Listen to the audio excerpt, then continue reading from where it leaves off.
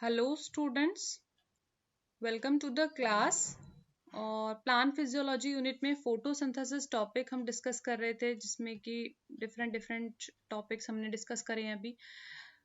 अभी light reaction के बारे में डिस्कस करेंगे आज की क्लास में कि जो फोटोसिंथेसिस जब हो रहा होता है तो उसमें एक छोटा सा प्रोसेस आता है लाइट रिएक्शन। वो क्या होता है, इसी बीच हम फोटोसिस्टम 1 और 2 के बारे में डिस्कस करेंगे और एटीपी और एनएडीपीएच प्रोडक्शन के बारे में।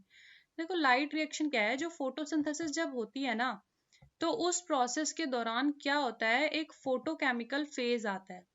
फोटोकेमिकल फेज क्या फेज होता है, जिसमें लाइट एब्जॉर्ब होती है, मतलब प्लांट्स जो हैं वो लाइट को एब्जॉर्ब करते हैं।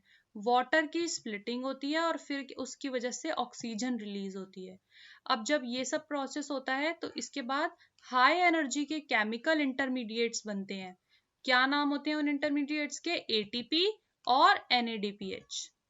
तो ये है लाइट रिएक्शन। मतलब फोटोसिंथेसिस का वो फेज है जो कि फोटोकेमिकल फेज है, मतलब जब लाइट एब्जॉर्ब हो रही है, वाटर स्प्लिट हो रहा है उसकी वजह से, और फिर ऑक्सीजन रिलीज हो रही है, और एज अ रिजल्ट एटीपी और एनएडीपीएच का प्रोडक्शन हो रहा है। देखो, फोटोसिंथेसिस में जब ये लाइट एब्जॉर्ब होती है तो इस प्रोसेस में क्या यूज होते हैं? Photosynthetic units. फोटोसिंथेटिक यूनिट्स क्या है कि बहुत सारे पिगमेंट मॉलिक्यूल के ग्रुप को मिला के एक यूनिट बनती है। यानी कि बहुत सारे जो पिगमेंट मॉलिक्यूल हैं वो मिलके एक फोटोसिंथेटिक यूनिट बनाते हैं, और फिर वो यूनिट क्या करती है? लाइट एनर्जी को एब्जॉर्ब करके उसको केमिकल एनर्जी में कन्वर्ट करती है। अब ये जो फोटोसिंथेटिक यूनिट है, इनके नाम होते हैं फोटोसिस्टम 1 एंड फोटोसिस्टम 2। अब हर एक जो फोटोसिस्टम है, यानी कि ये फोटोसिस्टम क्या है? फोटोसिंथेटिक यूनिट है एक तरीके से। तो इस यूनिट में क्या होता है? रिएक्शन सेंटर होता है। वो रिएक्शन सेंटर क्या करता है? लाइट एनर्जी को एब्जॉर्ब करता है, और फिर वो रिएक्शन सेंटर जैसे ही लाइट एनर्जी को एब्जॉर्ब करता है तो उसमें इलेक्ट्रॉन्स एक्साइट होके बाहर रिलीज हो जाते हैं। अब ये जो इलेक्ट्रॉन्स रिलीज हो जाते हैं तो वो दूसरे किसी एक्सेप्टर के पास जाते हैं, मतलब एक ऐसा एक्सेप्टर जो इन इलेक्ट्रॉन्स को एक्सेप्ट करे। तो फोटोसिस्टम 1 जो है, उसमें जो रिएक्शन सेंटर है वो 700 नैनोमीटर की जो वेवलेंथ की लाइट है उस लाइट को एब्जॉर्ब करता है। इसीलिए उस रिएक्शन सेंटर को P700 कहते हैं। और जो फोटोसिस्टम 2 है, उसमें जो रिएक्शन सेंटर है वो 680 नैनोमीटर की जो लाइट आती है, इतनी वेवलेंथ की जो लाइट आती है, उसको एब्जॉर्ब करता है। इसलिए उस रिएक्शन सेंटर को P680 बोलते हैं। ठीक है, ये देखो, ये था बहुत सारे, मैंने क्या बोला, बहुत सारे पिगमेंट मॉलिक्यूल्स ने मिलके एक यूनिट बनाई। उसमें क्या था? रिएक्शन सेंटर था। लाइट फोटोन मतलब लाइट एब्जॉर्ब हुई पिगमेंट मॉलिक्यूल्स में, फिर वो ये रिएक्शन सेंटर में लाइट एब्जॉर्ब हुई समझ लीजिए। उसके बाद क्या हुआ कि वो लाइट पास हो गई किसी प्राइमरी एक्सेप्टर के पास, मतलब यहाँ से इलेक्ट्रॉन्स, यहाँ पे फिर क्या होगा? लाइट आई तो इलेक्ट्रॉन्स रिलीज हुए, वो इलेक्ट्रॉन्स ऊपर किसी प्राइमरी एक्सेप्टर के पास चले गए। रिएक्शन सेंटर जो था ना वो ये था, ये देखो, ये जैसे यहाँ पे। ठीक है, अब ये रिएक्शन सेंटर के चारों ओर क्या है? पिगमेंट मॉलिक्यूल्स हैं। रिएक्शन सेंटर के चारों ओर लाइट हार्वेस्ट करने वाले पिगमेंट मॉलिक्यूल्स हैं, मतलब ऐसे पिगमेंट मॉलिक्यूल्स जो लाइट को एब्जॉर्ब करेंगे, ठीक है, और फिर उसको रिएक्शन सेंटर के पास लेकर जाएंगे।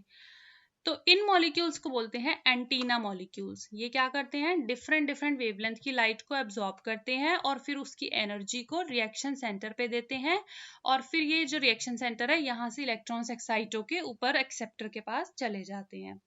अब लाइट को हार्वेस्ट करने वाले मॉलिक्यूल जो होते हैं वो कॉम्प्लेक्स की फॉर्म में प्रेजेंट है।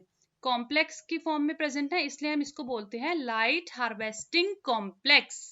लाइट हार्वेस्टिंग कॉम्प्लेक्स जो फोटोसिस्टम 1 में है तो उसको बोलेंगे लाइट हार्वेस्टिंग कॉम्प्लेक्स 1, और जो सेकेंड फोटोसिस्टम में है उसको बोलेंगे light harvesting complex 2।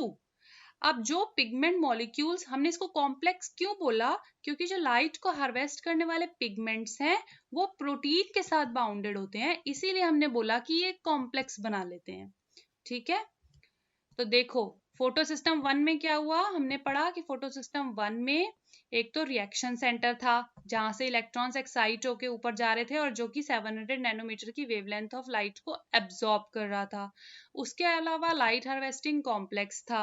Light harvesting complex में लाइट हार्वेस्ट करने वाले प्रोटीन्स थे और सॉरी लाइट हार्वेस्टिंग करने वाले पिगमेंट्स थे, उसके अलावा कुछ प्रोटीन्स उनके साथ एसोसिएटेड थे। जो लाइट हार्वेस्टिंग पिगमेंट्स होते हैं मॉलिक्यूल्स, ये डिफरेंट डिफरेंट वेवलेंथ की लाइट को एब्जॉर्ब करते हैं और रिएक्शन सेंटर के पास एनर्जी देते हैं। रिएक्शन सेंटर खुद भी एब्जॉर्ब करता है 700 नैनोमीटर की वेवलेंथ की लाइट को।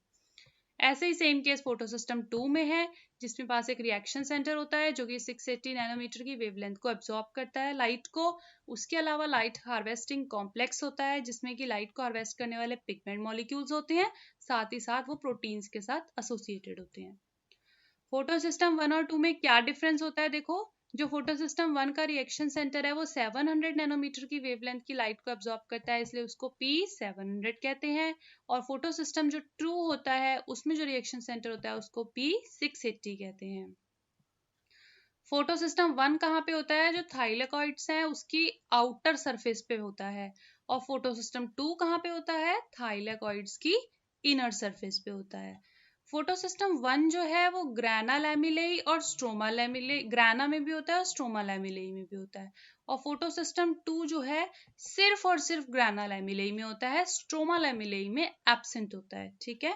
फोटो सिस्टम 1 जो होता है साइक्लिक और नॉन साइक्लिक, दोनों फ्लो ऑफ इलेक्ट्रॉन्स होते हैं इसमें, लेकिन फोटो सिस्टम 2 में सिर्फ और सिर्फ non cyclic flow of electrons होते हैं। ठीक है। फोटो सिस्टम 1 जो है it is not associated with splitting of water, इसमें वाटर की स्प्लिटिंग नहीं होती। और फोटो सिस्टम 2 में वाटर की स्प्लिटिंग भी होती है और उसकी वजह से ऑक्सीजन भी रिलीज होती है। अब एटीपी और NADPH का प्रोडक्शन देखो कैसे होता है। आर्नन नाम के एक साइंटिस्ट थे। इन आर्नन नाम के साइंटिस्ट ने एटीपी और NADPH को बोला कि ये होती हैं एसिमिलेटरी पावर्स। ठीक है, एटीपी और NADPH क्या है, एसिमिलेटरी पावर्स हैं। और उन्होंने बोला कि जो NADP का रिडक्शन होता है NADPH प्लस H आयन में, तो ये जो होता है इलेक्ट्रॉन ट्रांसपोर्ट सिस्टम से होता है। और एटीपी का जो प्रोडक्शन हो रहा है वो कैसे होता है, एडीपी और इनऑर्गेनिक फॉस्फेट के मिलने से बनता है एटीपी। और इस प्रोसेस को बोलते हैं फोटो फॉस्फोराइलेशन। ठीक है।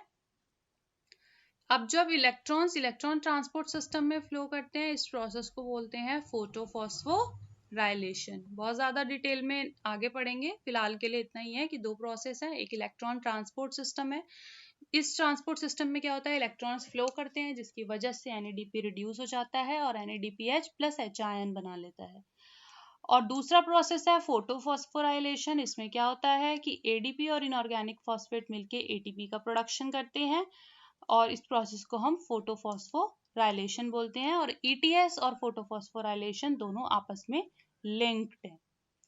सो होप कि आप लोगों को इजीली समझ में आया होगा क्या होता है फोटो सिस्टम 1, फोटो सिस्टम 2, इनका रोल फोटोसिंथेसिस में कैसे है। ठीक है, तो सारी चीजें कनेक्ट करते हुए अगर आप पढ़ते जाएंगे ऐसे ही छोटे छोटे टॉपिक्स में, छोटे छोटे लेक्चर्स की फॉर्म में, तो आपको इजी लगेगा। अगर आपको एक बार में समझ में ना आए, आप लेक्चर रिपीट पे देख सकते हैं और 2-3 टाइम्स आप सुनेंगे, ध्यान से समझेंगे, क्योंकि कॉन्सेप्ट है, कॉन्सेप्ट को आपको समझना पड़ेगा। So you will easily be able to understand and hope to see you soon in next lecture. Concepts and Notes Academy by Aishi. Stay tuned with us. Thank you.